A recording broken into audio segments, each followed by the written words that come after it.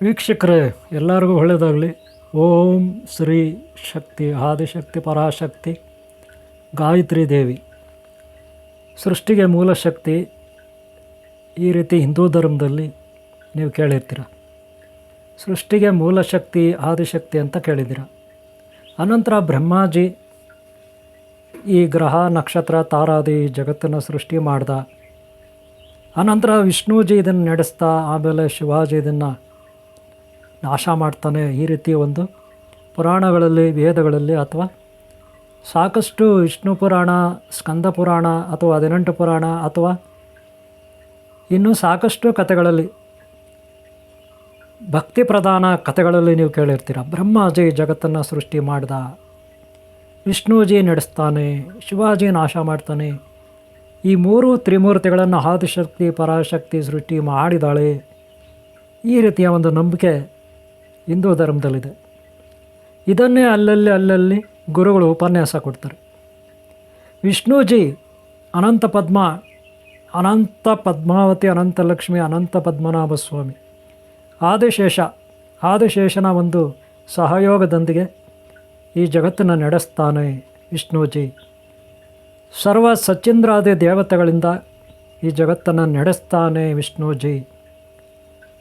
ವಿಷ್ಣುಜಿನೇ ಸ್ಥಿತಿಕರ್ತ, ಕ್ರಿಯಾಶಕ್ತಿ, ಈ ಜಗತ್ತನ್ನು ನಡೆಸ್ತಕ್ಕಂಥ ಒಬ್ಬ ವಿಧಾತ.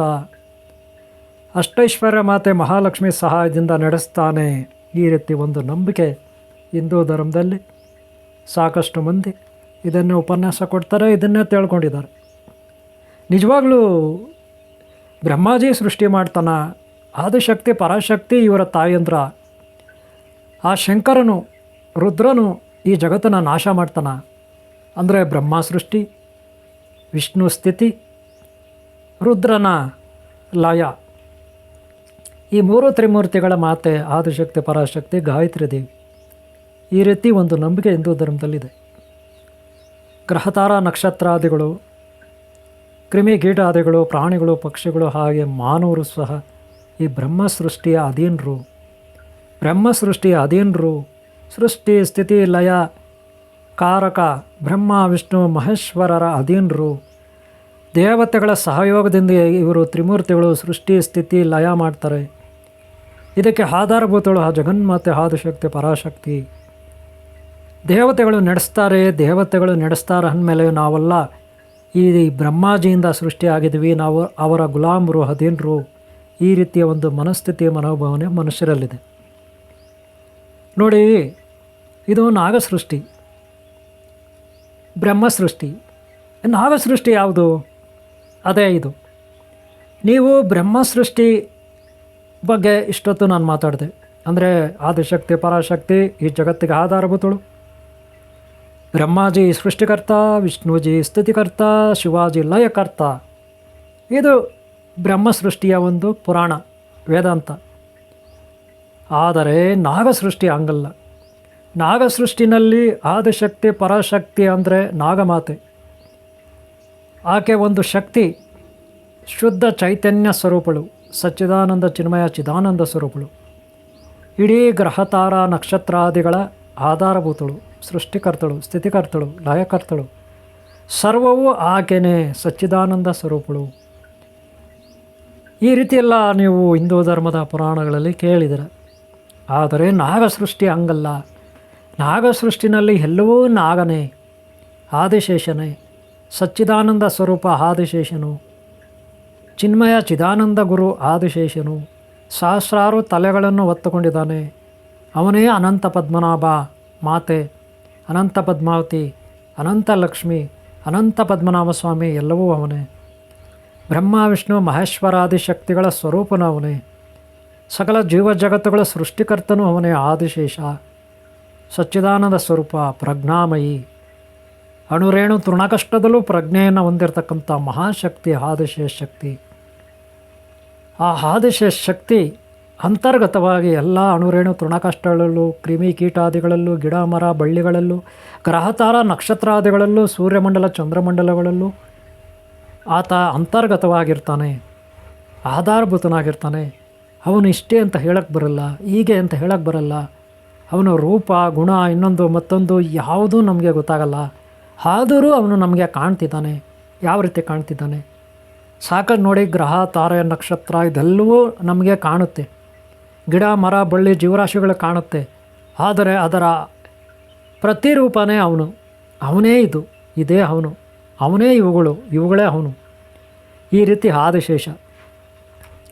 ಪ್ರಾರಂಭದಲ್ಲಿ ಗೇಲಾಕ್ಷಿಪಥ, ಅನಂತರ ಗ್ರಹಗಳು, ಅನಂತರ ಒಂದು ಸಣ್ಣ ಗಿಡದ ಎಲೆಯವರೆಗೂ ನೋಡಿದ್ರೆ ಆದಿಶೇಷ ಕಾಣಿಸ್ತಾನೆ. ಜೋಡಿ ಸರ್ಪ ಕಾಣುತ್ತೆ. ಜೋಡಿ ಸರ್ಪ ಅಂದರೆ ಸುಬ್ರಹ್ಮಣ್ಯ. ಸುಬ್ರಹ್ಮಣ್ಯ ಅಂದರೆ ನಾಗಮಣಿ. ನಾಗಮಣಿ ಅಂದರೆ ದಿವ್ಯವಾದ ಒಂದು ಮಣಿ. ಅದನ್ನೇ ನಾವು ಸೂರ್ಯಮಂಡಲ ಅಂತೀವಿ, ಚಂದ್ರಮಂಡಲ ಅಂತೀವಿ, ಯಾವುದೋ ಒಂದು ಗೇಲಾಕ್ಷಿಪಥದ ಪಥ ಅಂತೀವಿ.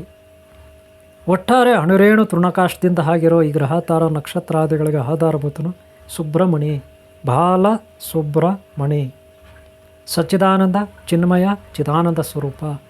ಈ ರೀತಿ ಒಂದು ನಾಗ ಸೃಷ್ಟಿನಲ್ಲಿ ಹೇಳಲ್ಪಡುತ್ತೆ. ನಾಗ ಸೃಷ್ಟಿ ಅಂದರೆ ನೀವು ನೋಡಿದಂಥ 4 ತಲೆ ಬ್ರಹ್ಮ, 8 ತಲೆ ಬ್ರಹ್ಮ, 10 ತಲೆ ಬ್ರಹ್ಮ, 16 ತಲೆ ಬ್ರಹ್ಮ, ಅಥವಾ 4 ಕೈಗಳೆಲ್ಲ ವಿಷ್ಣು ಅಥವಾ ಶಿವ, ಇದ್ಯಾವುದೂ ಇಲ್ಲಿರೋದಿಲ್ಲ. ಆದರೆ ಅವೆಲ್ಲದರ ಶಕ್ತಿ ಇಲ್ಲಿರುತ್ತೆ. ಬ್ರಹ್ಮಶಕ್ತಿನೂ ಇರುತ್ತೆ, ವಿಷ್ಣು ಶಕ್ತಿನೂ ಇರುತ್ತೆ, ಶಿವಶಕ್ತಿನೂ ಇರುತ್ತೆ. ಆದರೆ ನೋಡೋಕ್ಕೆ ಆ ರೀತಿ ಬರಲ್ಲ. ನೀವು ಫೋಟೋಗಳಲ್ಲೆಲ್ಲ ನೋಡ್ತಿರಲ್ಲ, ಫೋಟೋಗಳೆಲ್ಲ ನೀವು ನೋಡ್ತೀರಾ ಬ್ರಹ್ಮ, ವಿಷ್ಣು, ಮಹೇಶ್ವರ. ಹಾಗಿರೋದಿಲ್ಲ ನಾಗಸೃಷ್ಟಿ. ನಾಗಸೃಷ್ಟಿನಲ್ಲಿ ತನ್ನದೇ ಆದ ಅಸ್ತಿತ್ವ ಇರುತ್ತೆ. ಇಲ್ಲಿ ಶುದ್ಧವಾದ ಧರ್ಮಸೂತ್ರಗಳಿರುತ್ತೆ. ಇಲ್ಲಿ ಯಾವುದೇ ಮೋಸ ಇರಲ್ಲ, ಯಾವುದೇ ಗೊಂದಲ ಇರಲ್ಲ. ಈ ಸೃಷ್ಟಿನಲ್ಲಿ ಬಹಳ ಸುಂದರವಾದ ಸೃಷ್ಟಿ ಇರುತ್ತದೆ. ಆದರೆ ಇಲ್ಲೆಲ್ಲವೂ ಇರುತ್ತೆ. ಗ್ರಹ, ತಾರ, ನಕ್ಷತ್ರ, ಇನ್ನೊಂದು ಮತ್ತೊಂದು ಎಲ್ಲ ಇರುತ್ತೆ. ಆದರೆ ಶುದ್ಧವಾಗಿರುತ್ತೆ. ಅದನ್ನೇ ಬಾಲಸುಬ್ರಹ್ಮಣ್ಯ, ಬಾಲಸುಬ್ರಹ್ಮಣ್ಯ ಶಕ್ತಿ. ಆದರೆ ನೀವು ನೋಡ್ತಿರಲ್ಲ ಬಾಲಸುಬ್ರಹ್ಮಣ್ಯ, ಆ ರೀತಿ ಅಲ್ಲ. ಅದು ಅಂತರ್ಗತವಾಗಿರುತ್ತೆ. ಅದು ನಿಮ್ಮ ಅನುಭವಕ್ಕೆ ಮಾತ್ರ ಬರುತ್ತೆ, ನಿಮ್ಮಲ್ಲಿ ಇರುತ್ತೆ, ನಿಮ್ಮ ಅನುಭವದಲ್ಲಿರುತ್ತೆ. ಒಂದು ಪ್ರಜ್ಞೆ, ಜ್ಞಾನ. ಅಂದರೆ ನೀವು ನಿದ್ರೆ ಮಾಡೋವಾಗ, ಗಾಢವಾದ ನಿದ್ರೆ ಮಾಡೋವಾಗ ನಿಮಗೆ ಯಾವುದೂ ಗೊತ್ತಾಗಲ್ಲ. ಈ ಪ್ರಪಂಚ ಹೇಗಿದೆ, ಈ ಭೂಮಿ ಹೇಗಿದೆ, ಇಲ್ಲಿ ಏನಿದೆ, ಏನಿಲ್ಲ. ಆದರೆ ನಿಮ್ಮ ಸುತ್ತಲೂ ನೀವು ನಿದ್ರೆ ಮಾಡೋವಾಗ ಒಂದೇ ಒಂದು ಇರುತ್ತೆ, ಒಂದೇ ಒಂದು ಜ್ಞಾನ, ಒಂದು ಶಕ್ತಿ ಇರುತ್ತೆ, ಚೈತನ್ಯ ಇರುತ್ತೆ. ಆ ಚೈತನ್ಯ ಹೇಗಿರುತ್ತೆ ಅಂದರೆ ಅದು ನಿಮಗೆ ಮಾತ್ರ ಗೊತ್ತಿರುತ್ತೆ. ಬೇರೆ ಅಲ್ಲಿ ಏನಿರಲ್ಲ. ಯಾವುದೇ ಗ್ರಹ, ತಾರೆ, ನಕ್ಷತ್ರ, ಇನ್ನೊಂದು ಮತ್ತೊಂದು, ಅಪ್ಪ, ಅಮ್ಮ, ಮಕ್ಕಳು ಯಾರೂ ಇರೋದಿಲ್ಲ. ಅಲ್ಲಿ ಕೋಳಿ, ಕೊಕ್ಕ, ನರಿ, ಹಂದಿ, ನಾಯಿ, ಕುದುರೆ, ಕತ್ತೆ, ಕುರಿ, ಮೇಕೆ ಯಾವುದೂ ಇರಲ್ಲ. ಯಾವುದೇ ವೆಹಿಕಲ್ಸ್ ಇರಲ್ಲ.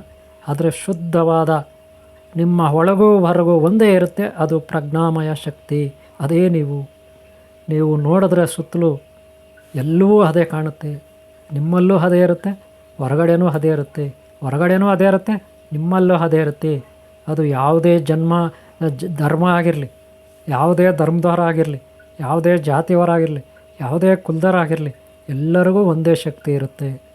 ಎಲ್ಲರಲ್ಲೂ ಒಂದೇ ಶಕ್ತಿ ಇರುತ್ತೆ. ಎಲ್ಲರಿಗೂ ಒಂದೇ ಶಕ್ತಿ ರಕ್ಷಣೆಯನ್ನು ನೀಡುತ್ತೆ.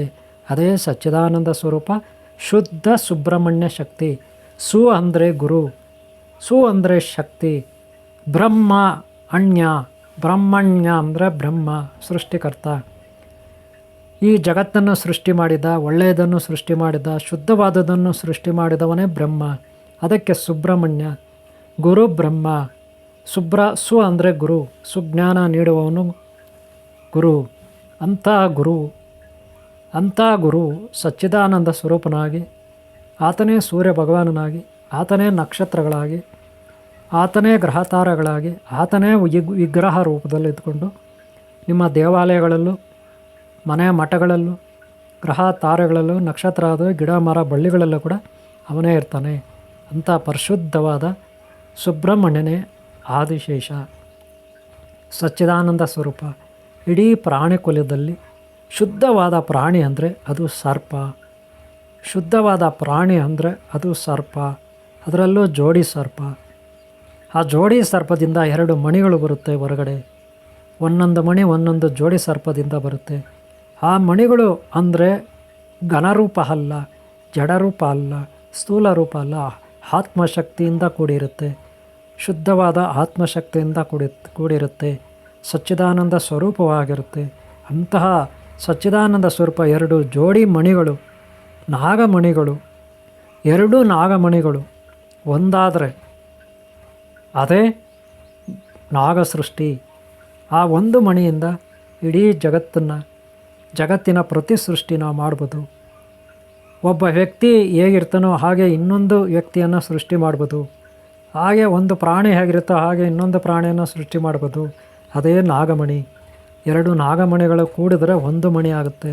ಆ ಮಣಿಯಿಂದ ನಾವು ಏನೆಲ್ಲ ಮಾಡ್ಬೋದು ಅಂದರೆ ಈ ಸೃಷ್ಟಿಗೆ ಪ್ರತಿ ಸೃಷ್ಟಿಯನ್ನು ಮಾಡ್ಬೋದು. ಆದರೆ ಈ ಬ್ರಹ್ಮ ಸೃಷ್ಟಿಯಲ್ಲಿ ಅತ್ಯಾಚಾರ, ಅನಾಚಾರ, ಕಳ್ಳ, ಕಾಕರು, ವಂಚನೆ ಎಲ್ಲ ಮಾಡೋರಿದ್ದಾರೆ. ಆದರೆ ನಾಗ ಸೃಷ್ಟಿನಲ್ಲಿ ಹಾಗಲ್ಲ. ಶುದ್ಧವಾದ ಒಂದು ಸೃಷ್ಟಿ ಅದು. 2 ನಾಗಮಣಿಗಳಿಂದ ಅಂದರೆ ಆತ್ಮಶಕ್ತಿ ಮಣಿಗಳಿಂದ, ಆತ್ಮ ಮಣಿಗಳಿಂದ, ಪ್ರಾಣಶಕ್ತಿ ಮಣಿಗಳಿಂದ, ದಿವ್ಯಶಕ್ತಿ ಮಣಿಗಳಿಂದ 2 ಮಣಿಗಳು ಒಂದಾದರೆ ಏಕವಾದ ಒಂದು ದಿವ್ಯಶಕ್ತಿ ಆಗುತ್ತದೆ. ಅಂಥ ದಿವ್ಯಶಕ್ತಿ ಮಣಿಯಿಂದ ನಾವು ಈ ಬ್ರಹ್ಮ ಸೃಷ್ಟಿಗೆ ಬದಲಾಗಿ, ಈ ಬ್ರಹ್ಮ ಸೃಷ್ಟಿಗೆ ಪ್ರತಿರೂಪವಾಗಿ ನಾಗ ಸೃಷ್ಟಿಯನ್ನು ನಾವು ತಯಾರು ಮಾಡ್ಬೋದು. ಇಲ್ಲಿ ವ್ಯವಹಾರಗಳಿದೆ, ವ್ಯಾಪಾರ ಇದೆ, ಆಸ್ಪತ್ರೆಗಳಿದೆ, ಆಫೀಸುಗಳಿದೆ, ಪೊಲೀಸ್ ಸ್ಟೇಷನ್ ಇರುತ್ತೆ, ಆರ್ಮಿ ಇರುತ್ತೆ, ಸೈನಿಕರಿರ್ತಾರೆ, ಹಾಗೆ ಫ್ಯಾಕ್ಟ್ರಿಗಳಿರುತ್ತೆ, ವಾಹನಗಳ ಡ್ರೈವರ್ಗಳು, ಚಾಲಕರು ಎಲ್ಲ ಇರುತ್ತೆ. ಆದರೆ ನಾಗ ಸೃಷ್ಟಿಯಲ್ಲೂ ಇವೆಲ್ಲವೂ ಇರುತ್ತೆ. ಆದರೆ ನಾಗ ಸೃಷ್ಟಿಗೂ ಬ್ರಹ್ಮ ಸೃಷ್ಟಿಗೂ ವ್ಯತ್ಯಾಸ ಏನಂದರೆ, ಬ್ರಹ್ಮ ಸೃಷ್ಟಿನಲ್ಲಿ ಮೋಸ, ವಂಚನೆ, ಕುಚೋದ್ಯ, ಕುತಂತ್ರ, ಕಳ್ಳ, ಕಾಕರು, ಅನಾಚಾರಗಳು, ಅಧರ್ಮಗಳಿರ್ತಾರೆ. ಬ್ರಹ್ಮ ಸೃಷ್ಟಿನಲ್ಲಿ ನೀವು ನೋಡುವ ಬ್ರಹ್ಮ ಸೃಷ್ಟಿ ಇದೆ. ನಿಮ್ಮ ಸುತ್ತಲೂ ಇರೋದು ಬ್ರಹ್ಮ ಸೃಷ್ಟಿ, ನೀವು ಸೃಷ್ಟಿಯಾಗಿರೋದು ಬ್ರಹ್ಮ ಸೃಷ್ಟಿ ಅಂತ ನೀವು ಅಂದ್ಕೊಂಡಿದ್ದೀರಾ. ಆದರೆ ನಾಗ ಸೃಷ್ಟಿನೇ ಬೇರೆ ಇರುತ್ತೆ. ಇಲ್ಲಿ ನಾಗಜಾತಿ, ನಾಗಕುಲ, ನಾಗಧರ್ಮ ಸೂತ್ರಗಳು, ನಾಗರಾಜನ ಆಡಳಿತ, ನಾಗರಾಜನಂದೇ ಕಾರುಬಾರು, ದರ್ಬಾರು. ಇಂತಹ ನಾಗರಾಜನ ಸಂಸ್ಕೃತಿ, ಸಂಸ್ಕಾರ ಅಂದರೆ ಶುದ್ಧವಾದ ಸಂಸ್ಕೃತಿ, ಶುದ್ಧವಾದ ಸಂಸ್ಕಾರ. ಇಡೀ ಪ್ರಾಣಿಕುಲದಲ್ಲಿ ಅತಿ ಶುದ್ಧವಾದ ಪ್ರಾಣಿ ಅಂದರೆ ಅದೇ ನಾಗಸರ್ಪ, ನಾಗಕುಲ, ಶುದ್ಧವಾದ ಪ್ರಾಣಿ ವರ್ಗ. ಇನ್ನು ದೇವತಾ ವರ್ಗ ನಾಗಕುಲದಲ್ಲಿ ಅಂದರೆ ಅದೆಷ್ಟು ಶುದ್ಧವಾಗಿರುತ್ತೆ ಗೊತ್ತಾ? ಅದೇ ಸುಬ್ರಹ್ಮಣ್ಯ ಶಕ್ತಿ. ಬಹಳ ಸುಬ್ರಹ್ಮಣ್ಯ ಅಂತಿರಲ್ಲ ನೀವು, ಅದೇ ಸುಬ್ರಹ್ಮಣ್ಯ ಶಕ್ತಿ. ಅಂಥ ಸುಬ್ರಹ್ಮಣ್ಯ ಶಕ್ತಿ ಅನಂತ ಪದ್ಮಾವತಿ ಅಂದರೆ ನಾಗಮಾತೆ, ಅನಂತ ಪದ್ಮಾವತಿ ಅಂದರೆ ನಾಗಮಾತೆ, ಅನಂತ ಲಕ್ಷ್ಮಿ ಅಂದರೆ ನಾಗಶಕ್ತಿ, ಅನಂತ ಪದ್ಮನಾಭ ಸ್ವಾಮಿ ಅಂದರೆ ಇಡೀ ನಾಗ ಕ್ರಿಯಾಶಕ್ತಿ, ನಾಗ ಸೃಷ್ಟಿ, ನಾಗಸ್ಥಿತಿ, ನಾಗಲಯ ಶಕ್ತಿ, ಅನಂತ ಪದ್ಮನಾಭ ಸ್ವಾಮಿ ಶಕ್ತಿ. ಇಂಥ ನಾಗ ಸೃಷ್ಟಿ ಶುದ್ಧವಾದ ಒಂದು ಶಕ್ತಿ. ಆದರೆ ಬ್ರಹ್ಮ ಸೃಷ್ಟಿನಲ್ಲಿ ಏನೆಲ್ಲ ಇರುತ್ತೆ ಅದಕ್ಕಿಂತ ಹೆಚ್ಚಾಗಿ ಊಹೆನೇ ಮಾಡಲಿಕ್ಕೆ ಅಸಾಧ್ಯ. ನಿಮ್ಮ ಊಹೆಗೂ ಮೀರಿದ ಸೃಷ್ಟಿ, ನಿಮ್ಮ ಆಲೋಚನೆಗೂ ಮೀರಿದ ಸೃಷ್ಟಿ ಅದೇ ನಾಗ ಸೃಷ್ಟಿ. ಅದನ್ನು ಯಾರೂ ಊಹೆ ಮಾಡೋಕ್ಕಾಗಲ್ಲ, ಯಾರೂ ಹೀಗೆ ಅಂತ ಪರಿಕಲ್ಪನೆ ಮಾಡೋಕ್ಕಾಗಲ್ಲ. ಕಲ್ಪನೆಗೂ ಎಟಗದ, ನಿಮ್ಮ ಕಲ್ಪನೆಗೂ, ನಿಮ್ಮ ಊಹೆಗೂ, ನಿಮ್ಮ ಆಲೋಚನೆಗೂ ಎಟಗದ ಅಂಥ ಅದ್ಭುತವಾದ ಲೀಲಾಮಯದ ಮಹಿಮಾನ್ವಿತ ಜಗತ್ತೇ ನಾಗ ಸೃಷ್ಟಿ. ಅದೇ ಶುದ್ಧವಾದ ಸುಬ್ರಹ್ಮಣ್ಯ ಶಕ್ತಿ. ಅದೊಂದು ಮಹಾನ್ ಶಕ್ತಿ. ಅದು ಮೊದಲು ಯಾವ ರೀತಿ ಇತ್ತು, ಹೇಗಿತ್ತು? ಶುದ್ಧವಾದ ಬ್ರಹ್ಮಶಕ್ತಿ. ನಾಗಬ್ರಹ್ಮ ಅಂದರೆ ಸುಬ್ರಹ್ಮಣ್ಯ ಶಕ್ತಿ. ಅಂಥ ಒಂದು ಸೃಷ್ಟಿನ ಪ್ರತಿರೂಪ ಈ ಜಗತ್ತು. ಆದರೆ ಇದು ಬ್ರಹ್ಮ ಸೃಷ್ಟಿ. ಆ ನಾಗ ಸೃಷ್ಟಿಯೇ ಇದಕ್ಕೆ ಹೋಲೋದಿಲ್ಲ. ಆ ನಾಗ ಸೃಷ್ಟಿ ತುಂಬ ಅದ್ಭುತವಾಗಿರುತ್ತೆ. ಆದರೆ ಬ್ರಹ್ಮ ಸೃಷ್ಟಿ ನೀವು ನೋಡೋ ಸೃಷ್ಟಿ. ನಾಗ ಸೃಷ್ಟಿ ಅದು ನಿಮ್ಮ ಆಲೋಚನೆಗೂ ಮೀರಿದ ಶಕ್ತಿ, ಆಲೋಚನೆಗೂ ಮೀರಿದ ಸಂಸ್ಕಾರ, ಸಂಸ್ಕೃತಿ ಉಳ್ಳ ಶಕ್ತಿ, ನಿಮ್ಮ ಆಲೋಚನೆಗೂ ಮೀರಿದ ಶಕ್ತಿಯುತ ಮಹಾನ್ ಪ್ರಧಾನ ಲೋಕಗಳಲ್ಲಿ ಅತೀ ಪ್ರಧಾನವಾದ ಲೋಕ ಅದು. ಅಂಥ ಒಂದು ಲೋಕ ನಾಗಬ್ರಹ್ಮನಿಂದ ತಯಾರಾಗಿದೆ. ಅಂದರೆ ಸುಬ್ರಹ್ಮಣ್ಯ ಅಥವಾ ಪತಂಜಲಿ ಅಥವಾ ಶ್ರೀರಾಮಚಂದ್ರ ಪ್ರಭು ತಮ್ಮ ಲಕ್ಷ್ಮಣದೇವ, ಹೀಗೆ ನಾಗಾವತಾರ ಪತಂಜಲಿ, ಮಾಸ್ ಸ್ವಾಮಿ, ಮೋಸಾ ಸ್ವಾಮಿ, ಮೋಸಾ ಋಷಿ, ಈ ಎಲ್ಲರೂ ಆ ನಾಗ ಅನಂತ ಪದ್ಮನಾಭ ಅಂಶಾನ್ ಸುಂಬುತ್ರು. ಆ ಅನಂತ ಪದ್ಮನಾಭ, ವೆಂಕಟಾಚಲ, ಏಡುಕೊಂಡಲ, ಶ್ರೀನಿವಾಸ, ವೆಂಕಟೇಶ, ತಿರುಮಲ ಈಗೆಲ್ಲ ಹೇಳ್ತಿರಲ್ಲ, ಆ ನಾಗಶಕ್ತಿಯ ಅವತಾರವೇ ಆ ಸುಬ್ರಹ್ಮಣ್ಯ, ಆ ನಾಗಶಕ್ತಿಯ ಅವತಾರವೇ ಆ ಶ್ರೀಮನ್ನಾರಾಯಣ, ಆ ಸುಬ್ರಹ್ಮಣ್ಯನ ಪ್ರತಿರೂಪವೇ ಆ ಶಿವ ಪಾರ್ವತಿ ಶಕ್ತಿ, ಆ ಪ್ರತಿರೂಪ ಸುಬ್ರಹ್ಮಣ್ಯನೇ. ತಾಯಿಯಿಂದ ಜನಿಸದ, ಕೇವಲ ತಂದೆಯಿಂದ ಜನಿಸಿದ ಏಕೈಕ ವ್ಯಕ್ತಿ ಅಂದರೆ ಅದು ಸುಬ್ರಹ್ಮಣ್ಯ. ಷಣ್ಮುಗ, 6 ಮುಗ, 6 ದಿಕ್ಕುಗಳು ಅಂದರೆ ಪೂರ್ವ, ಪಶ್ಚಿಮ, ಉತ್ತರ, ದಕ್ಷಿಣ, ಹಾಗೆ ಆಕಾಶ ಭೂಮಿ ಅಂದರೆ ಆಕಾಶಕ್ಕೆ ಮೇಲುಗಡೆ ಲೋಕ, ಭೂಮಿ ಕೆಳಗಡೆ ಪಾತಾಳ ಲೋಕ.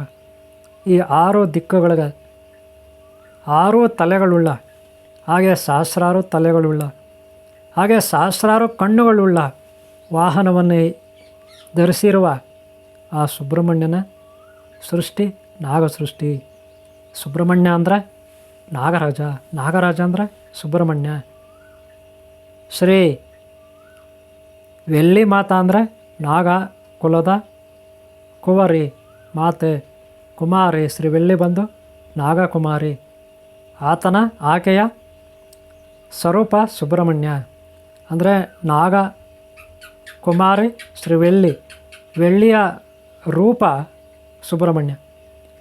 ವೆಳ್ಳಿ ಅಂದರೆ ನಾಗಮಾತೆ, ನಾಗಕುಮಾರಿ, ಆ ಕುಮಾರಿಯ ಸ್ವರೂಪ ಸುಬ್ರಹ್ಮಣ್ಯ.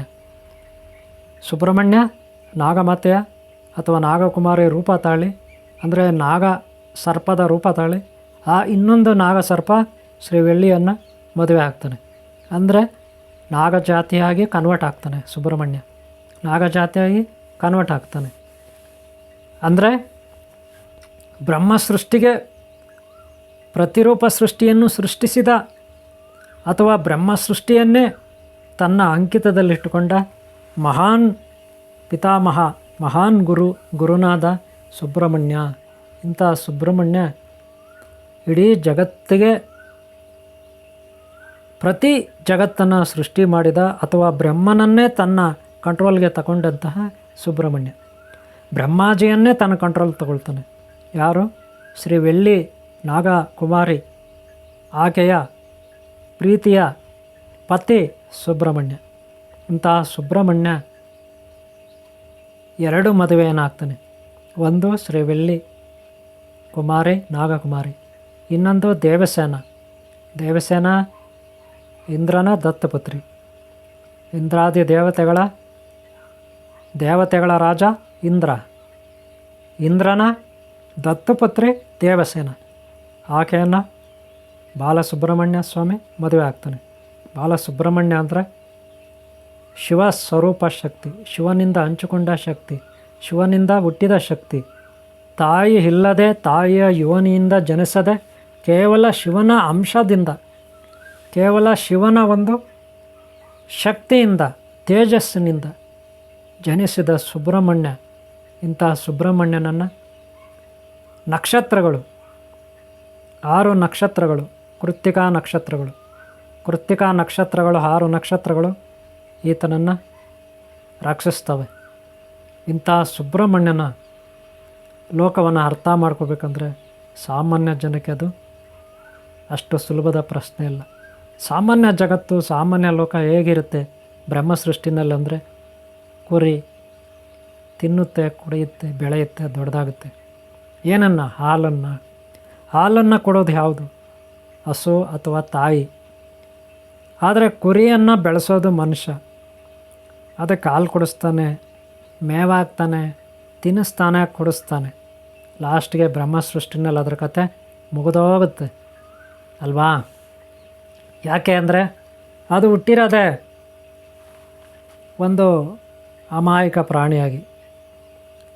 ತನಗೇನೂ ಗೊತ್ತಿಲ್ಲ. ಇಲ್ಲಿರೋವರೆಗೂ ಚೆನ್ನಾಗಿ ತಿನ್ನುತ್ತೆ, ಇರೋವರೆಗೂ ಕುಡಿಯುತ್ತೆ, ಲೈಫ್ ಎಂಜಾಯ್ ಮಾಡುತ್ತೆ. ಅದಕ್ಕಿನ್ನೇನೂ ಗೊತ್ತಿಲ್ಲ. ಕುರಿಗೆ ಇನ್ನೇನೂ ಗೊತ್ತಿಲ್ಲ. ಹಾಗೆ ಬ್ರಹ್ಮ ಸೃಷ್ಟಿನಲ್ಲಿ ಮನುಷ್ಯರು ಸಾಕಷ್ಟು ಮಂದಿ, ಎಲ್ಲರೂ ಅಲ್ಲ, ಸಾಕಷ್ಟು ಮಂದಿ ಕುರಿಗಳ ರೂಪದಲ್ಲಿ ಬದುಕ್ತಿದ್ದಾರೆ. ಆದರೆ ಅವರು ಇರೋದು ಮನುಷ್ಯರು, ಕುರಿಗಳ ಜೀವನ ಮಾಡ್ತಾರೆ. ಯಾರ ಜೀವನ? ಕುರಿಗಳ ಜೀವನ ಮಾಡ್ತಾರೆ ಕೆಲವರೆಲ್ಲ, ಹಂಗಂತ ಎಲ್ಲರೂ ಅಲ್ಲ. ಹಾಗೆ ಇನ್ನು ಕೆಲವರು ಕತ್ತೆಗಳ ರೂಪದಲ್ಲಿ ಜೀವನ ಮಾಡ್ತಾರೆ, ದುಡ್ದು ದುಡ್ದು ದುಡ್ದು. ಕುರಿಗಳು ತಿಂದು ತಿಂದು ತಿಂದು ತಿಂದು ತಿಂದು ಕುಡಿದು ತಿಂದು ಕುಡಿದು ಕುರಿಗಳು ಕಟುಗನ ಪಾಲಾಗ್ತವೆ. ಹಾಗೆ ಕತ್ತೆಗಳು ದುಡ್ದು ದುಡ್ದು ದುಡ್ದು ದುಡ್ದು ಅವು ಕೂಡ ಕುಡಿದು ತಿಂದು ಕುಡಿದು ದುಡ್ದು ಏನಾಗ್ತವೆ ಕತ್ತೆಗಳು? ಜೀವನ ಪರ್ಯಂತ, ಆಯುಸ್ ಪರ್ಯಂತ ದುಡಿಯೋದೇ ಆಗುತ್ತೆ. ಬೆಳಗ್ಗೆಯಿಂದ ಸಂಜೆ, ಸಂಜೆಯಿಂದ ಬೆಳಗ್ಗೆ, ಬೆಳಗ್ಗೆಯಿಂದ ಸಂಜೆ, ಸಂಜೆಯಿಂದ ಬೆಳಗ್ಗೆ. ಹಾಗೆ ಮನುಷ್ಯ ಒಂದು ಬಾರಿ ಕುರಿ ರೂಪದಲ್ಲಿರ್ತಾನೆ, ತಿಂತಾನೆ ಕುಡಿತಾನೆ, ಜೀವನ ಪರ್ಯಂತ ಹಂಗೆ ಲೈಫ್ ವೇಸ್ಟ್ ಮಾಡ್ಕೊತಾನೆ. ಇನ್ನೊಂದು ಸಾರಿ ಕತ್ತೆ ರೂಪದಲ್ಲಿರ್ತಾನೆ. ಕತ್ತೆಗಳು ತಿಂತವೆ ಕುಡಿತವೆ ಇರ್ತವೆ, ಕತ್ತೆಗಳು ತಿಂತವೆ ಕುಡಿತವೆ, ದುಡಿತವೆ. ಆದರೆ ಕುರಿಗಳಿಗೂ ಕತ್ತೆಗಳಿಗೂ ವ್ಯತ್ಯಾಸ ಏನಂದರೆ, ಕುರಿಗಳು ಬರೀ ತಿಂತವೆ ಕುಡಿತವೆ, ಆದರೆ ಅವು ದುಡಿಯಲ್ಲ. ಕತ್ತೆಗಳು ಹಂಗಲ್ಲ, ಕುಡಿತವೆ ತಿಂತವೆ ದುಡಿತವೆ. ನೋಡಿ, ಕುರಿಗಳು ತಮೋ ಪ್ರವೃತ್ತಿ ಅಂದರೆ ತಮೋ ಗುಣ. ಬರೀ ತಿನ್ನೋದು, ನಿದ್ರೆ ಮಾಡೋದು, ಆರಾಮಾಗಿ ಓಡಾಡೋದು, ಮತ್ತು ತಿನ್ನೋದು, ಕುಡಿಯೋದು, ನಿದ್ರೆ ಮಾಡೋದು, ಓಡಾಡೋದು, ಮತ್ತು ತಿನ್ನೋದಕ್ಕಾಗಿ ಹೋರಾಟ ಮಾಡೋದು ಕುರಿಗಳ ಸವಸ. ಲಾಸ್ಟ್ಗೆ ಅವು ಸಾಧಿಸಿದ್ದೇನಿಲ್ಲ. ಕಟ್ಟುಗಾರ ಪಾಲು. ಅವು ತಿಂತಾವೆ ಚೆಂದಾಗಿ, ಜೀವನ ಪರ್ಯಂತ ತಿನ್ನೋದ್ರ ಮೇಲೆ ಅವುಗಳಿಗೆ ಜ್ಞಾನ. ಆದರೆ ಅವುಗಳಿಗೆ ಅಂಥದ್ದೇ ಅಂತಿಮ ಕಾಲ ಬರುತ್ತೆ, ಅಂತಿಮ ಕಾಲ. ಯಾಕಂದರೆ ಅವು ತಿಂದು ಕುಡಿದು ಲಾಸ್ಟಿಗೆ ತಿನ್ನೋರ ಬಾಯಿಗೆ ಅವು ಹೋಗ್ತವೆ, ಕುಡಿಯೋರ ಬಾಯಿಗೆ ಅವು ಬೀಳ್ತವೆ. ಆದರೆ ಕತ್ತೆ ಪಾಡಂಗೆ, ಕತ್ತೆ ಹೆಂಗಂದರೆ ತಿನ್ನುತ್ತೆ, ಕುಡಿಯುತ್ತೆ, ದುಡಿಯುತ್ತೆ. ಆದರೆ ಅದಕ್ಕೆ ವಿದ್ಯೆ ಗೊತ್ತಿಲ್ಲ, ಜ್ಞಾನ ಗೊತ್ತಿಲ್ಲ. ಪೇಪರು ತಿನ್ನುತ್ತೆ, ಎಲೆನೂ ತಿನ್ನುತ್ತೆ, ಕಸಾನೂ ತಿನ್ನುತ್ತೆ, ಚೆನ್ನಾಗಿ ದುಡಿಯುತ್ತೆ, ಚೆನ್ನಾಗಿ ಕಿರ್ಚುತ್ತೆ, ಅರ್ಚುತ್ತೆ. ಅದೇನು ತಪಸ್ಸ ಮಾಡುತ್ತೆ, ಇನ್ನೊಬ್ಬರಿಗೆ ಪಾಠನ ಮಾಡುತ್ತೆ ಕತ್ತೆ. ಅದಕ್ಕೆ ಮನುಷ್ಯರು ಇನ್ನೊಬ್ಬರಿಗೆ ಬೈತಾರೆ, ಕತ್ತೆ ನನ್ನ ಮಗ, ಕತ್ತೆ ಮುಂಡೆ ಅಂತ. ಇವನು ಯಾವನ ಕುರಿ ಅಂತಾರೆ. ಕುರಿ ನನ್ನ ಮಗ, ಕುರಿ ಇವನು, ಕುರಿಗಳಷ್ಟ ಮೇಲೆ ಹೋಗಿ ಕುರಿ ಮೆಸಕ್ಕೆ ಹೋಗು, ಕತ್ತೆ ಮೆಸಕ್ಕೆ ಹೋಗು ಅಂತಾರೆ. ನಿಮ್ಗೆ ಗೊತ್ತಿರ್ಬೋದು ಯಾಕೆ ಅಂತ. ಇವಾಗ ಅರ್ಥ ಆಗಿರ್ಬೇಕಲ್ಲ ನಿಮಗೆ, ಮಂಗನಿಂದ ಮಾನವ ಬಂದ, ನಾವು ಬುದ್ಧಿವಂತರು ಅಂತಾರೆ ಮನುಷ್ಯರು. ಮಂಗನಿಂದ ಮಾನವ ಅಂದ್ರೇನು? ಮಂಗ ಕಪಿಚೇಷ್ಟೆ ಮಾಡ್ತಾನೆ, ಕಪಿಚೇಷ್ಟೆ ಅಂತೀವಿ. ಅದರಿಂದ ಬಿಡುಗಡೆ ಆಗಬೇಕು ಮನುಷ್ಯ. ಆ ಕಪಿಚೇಷ್ಟೆ ಮಾಡೋದ್ರಿಂದ ಬಿಡುಗಡೆ ಆಗಬೇಕು. ಚೇಷ್ಟೆ ಮಾಡ್ತಾನಲ್ಲ ಮನುಷ್ಯ, ಅದರಿಂದ ಬಿಡುಗಡೆ ಆಗಬೇಕು. ಆವಾಗ ಹನುಮಂತ ಆಗ್ತಾನೆ. ಹನುಮಂತ ಅಂದರೆ ಯಾರು? ಮಹಾಬಲಶಾಲಿ, ವಿದ್ಯಾವಂತ, ಮಹಾಸಿದ್ಧಿಗಳನ್ನು ಪಡೆದಂಥವನು, ತನ್ನ ಇಂದ್ರಿಯಗಳ ಮೇಲೆ ನಿಗಾ ಇಟ್ಟಂಥವನು, ಇಂದ್ರಿಯಗಳನ್ನೇ ತನ್ನ ಕಂಟ್ರೋಲಲ್ಲಿ ಇಟ್ಕೊಂಡಿರ್ತಕ್ಕಂಥವನು. ಯಾರು? ಹನುಮಂತ ದೇವರು. ಈ ಬ್ರಹ್ಮ ಸೃಷ್ಟಿನಲ್ಲಿ ತಿನ್ನೋದು, ಕುಡಿಯೋದು, ಮೋಸ ಮಾಡೋದು, ವಂಚನೆ ಮಾಡೋದು ಎಲ್ಲ ಇರುತ್ತೆ. ಅಲ್ಲಿ ಬದಲಾಗಬೇಕು. ನಾಗ ಸೃಷ್ಟಿಗೆ ನೀವು ಎಂಟ್ರಿ ಆಗಬೇಕು. ನಾಗ ಸೃಷ್ಟಿ ಕಡೆ ಪಾದಾರ್ಪಣೆ ಮಾಡಬೇಕು. ಅದು ಶುದ್ಧವಾದ ಲೋಕ ನಾಗ ಸೃಷ್ಟಿ. ಅದಕ್ಕೆ ಕುರಿಯಂತೆ ನೀವು ಇರಬಾರ್ದು, ಕತ್ತೆಯಂತೆ ಇರಬಾರ್ದು. ಕತ್ತೆ ದುಡಿಯುತ್ತೆ, ತಿನ್ನುತ್ತೆ. ಆದರೆ ಅಜ್ಞಾನ ಆಗಿರಬಾರ್ದು. ನೀವು ಜ್ಞಾನಿಗಳಾಗಬೇಕು. ಯಾವ ರೀತಿ? ನಿಮ್ಮ ಮಂಗಚೇಷ್ಟೆ, ಕಪಿಚೇಷ್ಟೆಯಿಂದ ಮುಕ್ತರಾಗಬೇಕು. ವಿಕೃತ ಮನಸ್ಥಿತಿ. ಮಂಗಚೇಷ್ಟೆ ಅಂದರೆ ಅರ್ಥ ಆಯ್ತಾ? ವಿಕೃತ. ಒಂದು ಕ್ಷಣ ಕೂಡ ನಿಮ್ಮ ಮನಸ್ಸು, ನಿಮ್ಮ ಬುದ್ಧಿ, ನಿಮ್ಮ ಆಲೋಚನೆಗಳು ಕರೆಕ್ಟಾಗಿರಲ್ಲ. ಅಸ್ಥಿರತೆ, ಚಂಚಲ, ಅಸ್ಥಿರ, ವಿಕೃತ. ಏನು ಮಾಡಬೇಕು ಏನು ಗೊತ್ತಿಲ್ಲ, ಏನು ಮಾಡಬಾರ್ದು ಏನು ಗೊತ್ತಿಲ್ಲ. ಅದು ಮಾಡಬೇಕಾ ಇದು ಮಾಡಬಾರ್ದು ಏನೂ ಗೊತ್ತಿಲ್ಲ ನಿಮಗೆ. ಬರೀ ಅಸ್ಥಿರ. ಆದರೆ ಒಂದು ನಿರ್ಧಾರಕ್ಕೆ ಬರಬೇಕು. ಯಾವ ರೀತಿ? 100 ಸಾರಿ ಆಲೋಚನೆ ಮಾಡಬೇಕು, ಏನೋ ಒಂದು ಒಳ್ಳೆಯ ಕೆಲಸ ಮಾಡಬೇಕಂತ. ನೀವು ಕುರಿ ಕೆಲಸನೂ ಬೇಡ, ಕತ್ತೆ ಕೆಲಸನೂ ಬೇಡ. ನೀವು ಕುರಿನೂ ಅನ್ಸ್ಕೋಬೇಡಿ, ಕತ್ತೆನೂ ಅನ್ಸ್ಕೋಬೇಡಿ. ಒಬ್ಬ ಹೀರೋ ಹೇದನನ್ನಾಗಿ ನಾಗ ಸೃಷ್ಟಿಗೆ ಎಂಟ್ರಿ ಆಗಿ, ನಾಗಲೋಕಕ್ಕೆ ಎಂಟ್ರಿ ಆಗಿ. ನೀವು ನಾಗಲೋಕಕ್ಕೆ ಎಂಟ್ರಿ ಆಗಬೇಕಂದ್ರೆ ತುಂಬ ಹೋರಾಟ ಮಾಡಬೇಕು. ಹೋರಾಟ ಅಂದರೆ ಏನು? ಸೈನಿಕರ ಮಧ್ಯೆ ಯುದ್ಧ ಮಾಡೋದಲ್ಲ, ಕೈಯಲ್ಲಿ ಗುಡಲಿ ಬಿಲ್ಲು ಬಾಣ ಹಿಡ್ಕೊಂಡು ಯುದ್ಧ ಮಾಡೋದಲ್ಲ. ಅದು ಯುದ್ಧ ಮಾಡೋದು. ಆದರೆ ನೀವು ಯುದ್ಧ ಮಾಡೋದು ಎಲ್ಲಿ? ನೀವು ಗುರಿ ಇಡೋದು ಎಲ್ಲಿ? ಒಂದು ನಾಗ ಸೃಷ್ಟಿ ಲೋಕಕ್ಕೆ ಹೋಗಬೇಕು ಅಂತ, ಸುಬ್ರಹ್ಮಣ್ಯ ಲೋಕಕ್ಕೇ ಹೋಗಬೇಕು ಅಂತ ನಿಮ್ಮ ಗುರಿ. ಯಾವ ಲೋಕಕ್ಕೆ? ಸುಬ್ರಹ್ಮಣ್ಯ ಲೋಕಕ್ಕೆ ಹೋಗಬೇಕು. ಅದಕ್ಕೇನು ಮಾಡಬೇಕು? ಧ್ಯಾನ, ಜಪ, ತಪ, ವಿದ್ಯಾಭ್ಯಾಸ ಇದೆಲ್ಲ ಮಾಡಬೇಕು. ಸುಬ್ರಹ್ಮಣ್ಯ ಲೋಕ ಅಂದ್ರೇನು? ಶುದ್ಧವಾದ ಲೋಕ. ಅಲ್ಲಿ ಅನಾಚಾರ ಇರಲ್ಲ, ಅತ್ಯಾಚಾರ ಇರಲ್ಲ, ಮೃಗತ್ವ ಇರಲ್ಲ, ಕ್ರೂರ ಮೃಗತ್ವ ಅಲ್ಲಿರಲ್ಲ. ಆದರೆ ಇಲ್ಲಿ ಬ್ರಹ್ಮಲೋಕದಲ್ಲಿ ಬ್ರಹ್ಮ ಸೃಷ್ಟಿನಲ್ಲಿ ಬರೀ ಆಸೆ, ಆಕಾಂಕ್ಷೆಗಳು, ಇನ್ನೊಂದು ಮತ್ತೊಂದು, ಕ್ರೂರತ್ವ, ದುರಾಸೆ, ಕೇವಲ ದುಡಿಯೋದು, ಹಣ ಹಣ ಹಣ, ಆಸ್ತಿ ಆಸ್ತಿ ಅಂತ. ಆದರೆ ನಾಗ ಸೃಷ್ಟಿನಲ್ಲಿ ಹಂಗಲ್ಲ. ಶುದ್ಧವಾದ ಲೋಕ, ಪರಿಶುದ್ಧವಾದ ಲೋಕ, ಅಷ್ಟ ಮಹಾಸಿದ್ಧಿಗಳಿಂದ ಕೂಡಿದ ಲೋಕ. ಅದೊಂದು ಸ್ವರ್ಗಲೋಕ, ದೈವಿ ಶಕ್ತಿ ಲೋಕ, ಪರಬ್ರಹ್ಮ ಸ್ವರೂಪ ಲೋಕ. ಅಂತಹ ಲೋಕದಲ್ಲಿ ನೀವು ಎಂಟ್ರಿ ಆಗಬೇಕು. ಇವರೇ ನಾಗ ಸೃಷ್ಟಿ ಅಂದರೆ ಸುಬ್ರಹ್ಮಣ್ಯ ಶಕ್ತಿ ಅಂದರೆ ನಾಗಶಕ್ತಿ. ಅಂತಹ ಶುದ್ಧವಾದ ಲೋಕಶಕ್ತಿ. ಅಲ್ಲಿ ಯಾವುದೇ ಕುಚೋದ್ಯ, ಕುತಂತ್ರ, ನರಿ ಬುದ್ಧಿ ಇರೋದಿಲ್ಲ. ಯಾವುದೇ ಕಿತ್ಕೊಂಡು ತಿನ್ನೋ ಬುದ್ಧಿ ಇರೋದಿಲ್ಲ. ಯಾವುದೇ ಕುಕ್ಕಿ ಗರುಡ ಕುಕ್ಕುತ್ತಲ್ಲ ಆ ರೀತಿ ಕುಕ್ಕಿ ತಿನ್ನೋ ಪ್ರಪಂಚ ಅಲ್ಲಿರೋದಿಲ್ಲ. ಅಲ್ಲಿ ಬಡತನ ಅನ್ನೋದೇ ಇರೋದಿಲ್ಲ. ಅಲ್ಲಿ ಕೇವಲ ಋಷಿಮುನಿಗಳು, ಗುರುಗಳು, ದೈವಿ ಶಕ್ತಿ ಯಾವ ರೀತಿ ಇರುತ್ತೆ ಆ ರೀತಿ ಮನುಷ್ಯರಿರ್ತಾರೆ. ಶುದ್ಧವಾದ ಮನುಷ್ಯರು, ಪರಿಶುದ್ಧವಾದ ಮನುಷ್ಯರಲ್ಲಿರ್ತಾರೆ. ಅದು ಪರಿಶುದ್ಧವಾದ ಒಂದು ಲೋಕ, ನಾಗಲೋಕ. ಅವರ DNA ಏನಿರ್ತಾ ಗೊತ್ತಾ ನಿಮಗೆ? ಅವ್ರ ಶರೀರದ DNA ಏನಿರ್ತಾ ಗೊತ್ತಾ? ಶುದ್ಧವಾದ, ಪರಿಶುದ್ಧವಾದ ಒಳ್ಳೆಯ ಸಂಸ್ಕಾರ, ಧರ್ಮಸೂತ್ರಗಳ ಬುದ್ಧಿ ಇರುತ್ತೆ. ಅಂಥ DNA ಇರುತ್ತೆ ಅವ್ರ ಶರೀರದಲ್ಲಿ. ಅಂಥ DNA ಇರುತ್ತೆ. ಶುದ್ಧವಾದ, ಪರಿಶುದ್ಧವಾದ DNA ಅವರಲ್ಲಿರುತ್ತೆ. ಯಾವುದೇ ವಿಕೃತ ಮನಸ್ಥಿತಿ ಅವರಲ್ಲಿರಲ್ಲ. ಯಾವುದೇ ಅಶುದ್ಧವಾದ ಶಕ್ತಿ ಅವರದ್ದು ಇರೋದಿಲ್ಲ. ಅಷ್ಟು ಶುದ್ಧವಾದದ್ದು ಇರುತ್ತಲ್ಲಿ. ಅಲ್ಲಿ ಒಂದು ಚಿಕ್ಕ ಮಗುವಿಂದ ಅವರಿಗೆ ಟ್ರೈನಿಂಗ್ ಕೊಡಲಾಗುತ್ತೆ. ಚಿಕ್ಕ ಮಕ್ಕಳಿಂದ ಅಲ್ಲಿ ಟ್ರೈನಿಂಗ್ ಕೊಡಲಾಗುತ್ತೆ. ಒಂದು ಒಳ್ಳೆಯ ಸಂಸ್ಕಾರ ಹೇಳ್ಕೊಳ್ಳಾಗುತ್ತೆ. ಒಂದು ಒಳ್ಳೆಯ ಪದ್ಧತಿ ಹೇಳ್ಕೊಳ್ಳಾಗುತ್ತೆ. ಒಳ್ಳೆಯ ನೀತಿ ನಿಯಮಗಳನ್ನು ಹೇಳ್ಕೊಳ್ಳಾಗುತ್ತೆ. ಒಂದು ಕ್ರಮಸಿದ್ಧಾಂತವನ್ನು ಹೇಳ್ಕೊಳ್ಳಾಗುತ್ತೆ. ಅಂಥ ಒಂದು ನಾಗಸೃಷ್ಟಿ ಜಗತ್ತಿನಲ್ಲಿ ಅತಿ ಉನ್ನತ ಮಟ್ಟದ ಪರಿಶುದ್ಧವಾದ ಸೃಷ್ಟಿ ಆ ನಾಗಸೃಷ್ಟಿ. ಅದೇ ನಿಮ್ಮ ಲೋಕದಲ್ಲಿ ಬರೀ ತಿನ್ನೋದು, ಲೈಫ್ ಎಂಜಾಯ್ ಮಾಡೋದು. ಈ ಬ್ರಹ್ಮ ಸೃಷ್ಟಿನಲ್ಲಿ ತಿನ್ನೋದು, ಕುಡಿಯೋದು. ಅದೇ ಏನು ತಿನ್ನೋಣ, ಏನು ಕುಡಿಯೋಣ, ಏನು ತಿನ್ನೋಣ, ಬೆಳಗ್ಗೆಯಿಂದ ಸಂಜೆವರೆಗೂ ಅದೇ ಆಗೋಗ್ಬಿಡುತ್ತೆ ಅಲ್ವಾ? ಇಂಥ ಲೋಕ ಕೇವಲ ಸುಖಭೋಗಕ್ಕಾಗಿರುತ್ತೆ. ತಿನ್ನೋದು, ಕುಡಿಯೋದು, ಲೈಫ್ ಎಂಜಾಯ್ ಮಾಡೋದು. ಯಾವ ರೀತಿ ಆ ಕುರಿ, ಕತ್ತೆ ಇತ್ತಲ್ಲ, ಆ ಮಂಗುಗಳು, ಆ ರೀತಿ ಇರಬಾರ್ದು ಇವರೇ. ನಾವು ತುಂಬ ಉನ್ನತ ಮಟ್ಟದ ಪ್ರಾಣಿ, ಅಭಿವೃದ್ಧಿ ಹೊಂದಿದ ಪ್ರಾಣಿ. ನಾವೇನಿದ್ರೂ ನಮ್ಮದೇ ಆದ ಒಂದು ಕಾಲ ಮೇಲೆ ನಾವು ನಿಂತ್ಕೊಂಡು ಸ್ವತಂತ್ರವಾಗಿ ಜೀವಿಸ್ಬೇಕು. ಅದೇ ನಾಗ ಸೃಷ್ಟಿ. ಬ್ರಹ್ಮ ಸೃಷ್ಟಿ ಅಲ್ಲ. ಬ್ರಹ್ಮ ಸೃಷ್ಟಿನಲ್ಲಿ ಪ್ರಾಣಿಗಳನ್ನು ತಮ್ಮ ಕಂಟ್ರೋಲ್ ತಗೊಂಡು ಸಂಶೋಧನೆ ಮಾಡ್ತಾರೆ. ಪ್ರಾಣಿಗಳಿಗೆ ಹಿಂಸೆ ಕೊಟ್ಟು ಸಂಶೋಧನೆ ಮಾಡ್ತಾರೆ. ಪ್ರಾಣಿಗಳಿಗೆ ಚಿತ್ರಹಿಂಸೆ ಕೊಟ್ಟು ತಮ್ಮ ವಿಕೃತ ಮನಸ್ಸಿಂದ ತಮ್ಮ ಸ್ವಾರ್ಥಕ್ಕಾಗಿ ಅವುಗಳನ್ನು ಬಳಸ್ಕೊಳ್ತಾರೆ. ಯಾವ ರೀತಿ ಇಲಿಗಳನ್ನು ಬೆಕ್ಕುಗಳು ಬೇಟೆ ಆಡುತ್ತೆ, ಆ ರೀತಿ ಬೆಕ್ಕುಗಳೇನು ಮಾಡುತ್ತೆ? ಇಲಿಗಳನ್ನು ಬೇಟೆ ಆಡುತ್ತೆ. ಬೆಕ್ಕುಗಳನ್ನು ಈ ಮನುಷ್ಯ ಆಟ ಆಡಿಸ್ತಾನೆ. ಮನುಷ್ಯ ಬಳಸ್ಕೊತಾನೆ ತನ್ನ ಸ್ವಾರ್ಥಕ್ಕೆ ಬೆಕ್ಕುಗಳೇನು ಮಾಡುತ್ತೆ? ಇಲಿಗಳನ್ನು ಬೇಟೆ ಆಡುತ್ತೆ.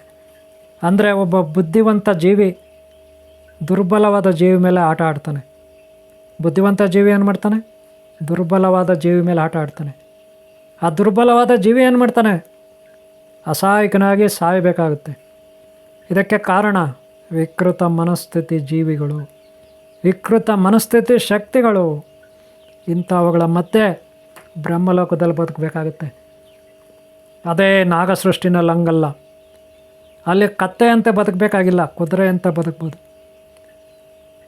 ಕತ್ತೆಯಂತೆ, ಮಂಗನಂತೆ, ಕುರಿಯಂತೆ ಬದುಕಬೇಕಾಗಿಲ್ಲ. ನಾಗಾಲೋಟದಂತೆ ಓಡುವ ಕುದುರೆ ಅಂತ ಬದುಕ್ಬೋದು. ಅಲ್ಲಿ ಆಯುಸ್ಸು ಹೆಚ್ಚು, ತುಂಬ ದೀರ್ಘ ಆಯುಸ್ಸು. 100 ವರ್ಷ, 1000 ವರ್ಷ, ಲಕ್ಷಾಂತರ ವರ್ಷ, ಕೋಟ್ಯಾಂತರ ವರ್ಷ ಬದುಕ್ಬೋದು. ಅಷ್ಟು ಆಯುಸ್ಸಿರುತ್ತೆ. ಯಾವ ರೀತಿ? ನಿಮ್ಮ ಆಮೆ ಇರುತ್ತಲ್ಲ, ಬ್ರಹ್ಮ ಸೃಷ್ಟಿನಲ್ಲಿ ಆಮೆಗೆ ಹೆಚ್ಚಿನ ಆಯುಸ್ಸಿರುತ್ತೆ, ಬೇರೆ ಯಾರಿಗಿರಲ್ಲ ಅಲ್ವಾ? ಅಲ್ಲೇನಿದ್ರೂ ಒಳ್ಳೆಯವ್ರಿಗೂ ಕೆಟ್ಟವ್ರಿಗೂ ಒಳ್ಳೆಯವ್ರಿಗೂ ಯಾವಾಗಲೂ ಫೈಟಿಂಗ್ ನಡೀತಾ ಇರುತ್ತೆ. ಹಾಗೆ ರೋಗಗಳು, ದಾರಿದ್ರ್ಯಗಳು ಕಾಡ್ತಾ ಇರುತ್ತೆ ಬ್ರಹ್ಮ ಸೃಷ್ಟಿನಲ್ಲಿ. ಆದರೆ ನಾಗ ಸೃಷ್ಟಿನಲ್ಲಿ ಹಾಗಲ್ಲ. ಇಲ್ಲಿ ಯಾವುದೇ ರೋಗಗಳಿರಲ್ಲ, ಇನ್ನೊಂದಿರಲ್ಲ, ಮತ್ತೊಂದಿರಲ್ಲ. ಗೊತ್ತಾಯ್ತಲ್ಲ. ಅದೇ ಬ್ರಹ್ಮ ಸೃಷ್ಟಿನಲ್ಲಿ ಭೂಕಂಪ, ಸುನಾಮಿ, ಬಿರುಗಾಳಿ, ಇನ್ನೊಂದು ಮತ್ತೊಂದು ಏನೇನೋ ಪ್ರಕೃತಿಯೆಲ್ಲ ಮಾಲಿನ್ಯಗಳಿರುತ್ತೆ, ಪ್ರಕೃತಿ ವಿಕೋಪಗಳಿರುತ್ತೆ. ಪ್ರಕೃತಿ ಆಗಾಗ ಮುನಿಸ್ಕೊಳ್ತಾ ಇರುತ್ತೆ, ಆಗಾಗ ಕೋಪ ಮಾಡ್ಕೊಳ್ತಾ ಇರುತ್ತೆ. ಸುನಾಮಿ ಬರುತ್ತೆ, ಭೂಕಂಪಗಳಾಗುತ್ತೆ, ಸುಂಟರ್ ಗಾಳಿಗಳು ಬರುತ್ತೆ, ಇಡೀ ಭೂಮಿ ಮೇಲೆ ಆಗಾಗ ಪ್ರಕೃತಿ ವಿಕೋಪ ಮಾಡಿಕೊಂಡು ಜೀವರಾಶಿಗಳಿಗೆ ತೊಂದರೆ ಆಗ್ತಾಯಿರುತ್ತೆ. ಇದು ಬ್ರಹ್ಮ ಸೃಷ್ಟಿ. ಇದಕ್ಕೆ ಕಾರಣ ಏನು? ಮನುಷ್ಯ ಮಾಡುವ ಪಾಪಕರ್ಮಗಳು. ಆದರೆ ನಾಗ ಸೃಷ್ಟಿಯಲ್ಲಿ ಹಂಗಲ್ಲ. ಇಲ್ಲೇನಿದ್ರು ಸುಬ್ರಹ್ಮಣ್ಯ ಶಕ್ತಿ, ಸುಬ್ರಹ್ಮಣ್ಯ ಸೃಷ್ಟಿ. ಇಲ್ಲೆಲ್ಲವೂ ಶುದ್ಧವಾಗಿರುತ್ತೆ, ಎಲ್ಲರೂ ಶುದ್ಧವಾಗಿರ್ತಾರೆ. ಇದು ನಾಗ ಸೃಷ್ಟಿ. ಇಲ್ಲಿನ ಕಾಲಮಾನ ನೂರಾರಲ್ಲ, ಸಾವಿರಾರಲ್ಲ, ಲಕ್ಷಾಂತರ ವರ್ಷ ಎಲ್ಲ ಜೀವಿಸ್ತಾರೆ. ಅಷ್ಟೊಂದು ಕಾಲಮಾನ ಇಲ್ಲಿರುತ್ತೆ. ಸಾವಿರಾರು ವರ್ಷ, ಲಕ್ಷಾಂತರ ವರ್ಷ ಇಲ್ಲಿ ಆಯುಸ್ಸು. ಅದೇ ಜೋಡಿ ಸರ್ಪ ನಾಗ ಸೃಷ್ಟಿ. ಜರಾತ್ಕರು ಮಾನಸಾದೇವಿ ಆಸ್ತಿಕ ಋಷಿ ಅವರ ಪುತ್ರ. ಜರಾತ್ಕರು ಮಾನಸಾದೇವಿ ಪುತ್ರ ಆಸ್ತಿಕ ಋಷಿ. ಅಂದರೆ ಇಡ, ಪಿಂಗಳ, ಸುಷುಮ್ನ ನಮ್ಮ ಶರೀರದಲ್ಲಿರುತ್ತೆ. ಕಾಲುಗಳ ಹೆಬ್ಬೆರಳಿಂದ ನಮ್ಮ ಮೂಗುವರೆಗೂ ಇರುತ್ತೆ. ಜೋಡಿ ಸರ್ಪಗಳ ಶಕ್ತಿ ಅಂದರೆ ಇದೆ ಸುಬ್ರಹ್ಮಣ್ಯ ಶಕ್ತಿ. ಇದೇ ನಾಗ ಸೃಷ್ಟಿಯನ್ನು ಸೃಷ್ಟಿ ಮಾಡಿದ ಅನಂತ ಪದ್ಮನಾಭ ಸೃಷ್ಟಿ. ಇಂಥ ಸೃಷ್ಟಿಗೆ ನೀವು ಎಂಟ್ರಿ ಆಗಿ ಆ ಜಗನ್ಮಾತೆ, ವಿದ್ಯಾಮಾತೆ, ಆದಿಶಕ್ತಿ, ಪರಾಶಕ್ತಿ, ಸರಸ್ವತಿ, ಹಾಗೆ ಸಾಕಷ್ಟು ಮಂದಿ ಗುರುಗಳು ಈ ಜ್ಞಾನನ ಕೊಟ್ಟಿದ್ದಾರೆ. ಆದರೆ ಅದನ್ನು ನಾವು ಉಪಯೋಗಿಸ್ಕೋಬೇಕಷ್ಟೇ.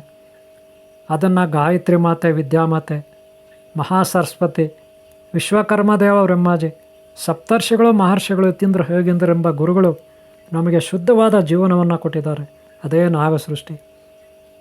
ವೀಕ್ಷಕರೇ, ಅನಾದಿ ಕಾಲದಿಂದ ಇಲ್ಲಿವರೆಗೂ ಎಷ್ಟೋ ಮಂದಿ ಹುಟ್ತಿದ್ದಾರೆ, ಸಾಯ್ತಿದ್ದಾರೆ, ಹುಟ್ತಿದ್ದಾರೆ.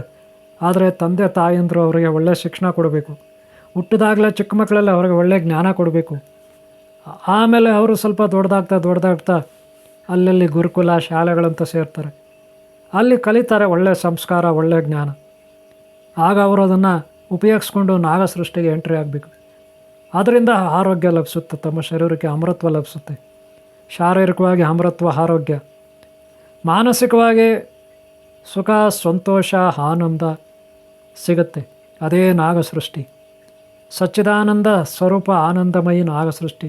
ಸುಬ್ರಹ್ಮಣ್ಯ ಶಕ್ತಿ, ಸಚ್ಚಿದಾನಂದ ಸ್ವರೂಪ ಶಕ್ತಿ, ಧರ್ಮಶಕ್ತಿ, ಮಹಾಧರ್ಮ. ಆ ಧರ್ಮ ಯಮಧರ್ಮ, ಮಹಾಧರ್ಮ, ಶಿವಶಕ್ತಿ, ನಾಗ ಸೃಷ್ಟಿ ಶಕ್ತಿ, ಅನಂತ ಪದ್ಮನಾಭ ಸ್ವಾಮಿ ಶಕ್ತಿ, ಸಚ್ಚಿದಾನಂದ ಸ್ವರೂಪ ಶಕ್ತಿ, ಆದಿಶೇಷ ಶಕ್ತಿ.